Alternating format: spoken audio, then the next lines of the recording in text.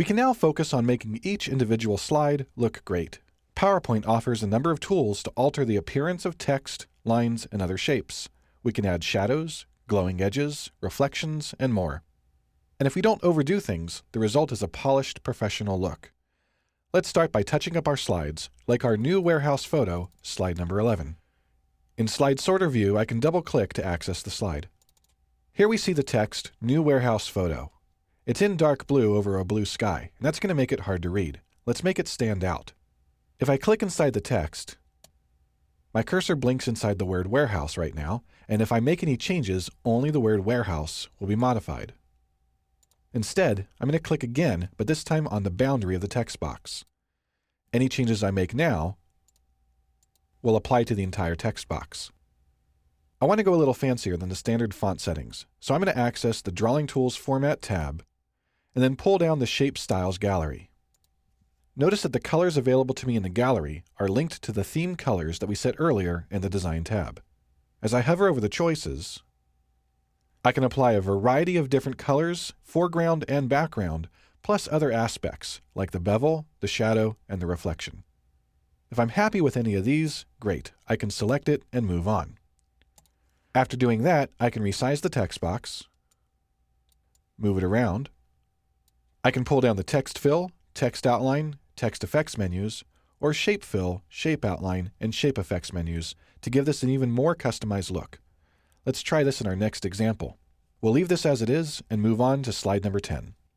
Here's our map, and we're going to begin by giving it a nice drop shadow.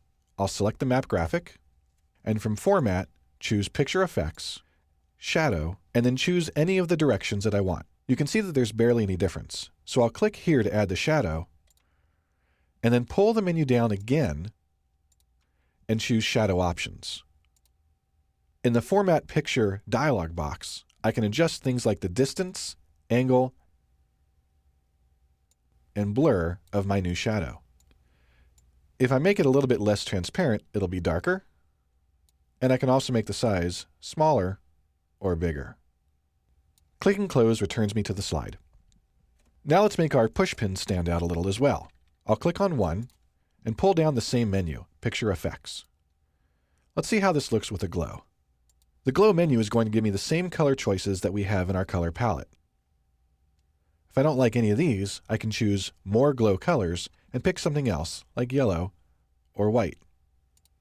Again, if I return to the same menu and choose Glow Options, I can further change settings like the transparency and size of the glow. Let me move the window out of the way so we can see the difference. Once I've added the glow to my pushpin, I'd like the others to look the same. To make this faster, I'll return to the Home tab with my pushpin selected and double-click on the Format Painter icon. The double-click locks the feature on.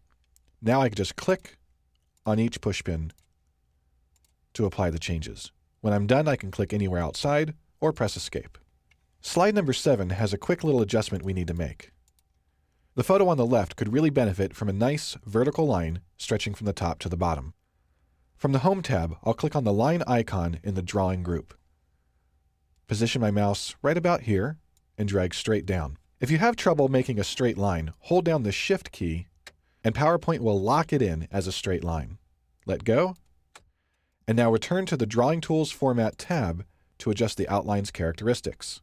We'll make it a little bit heavier and change the color. Let's see how that turned out in full screen.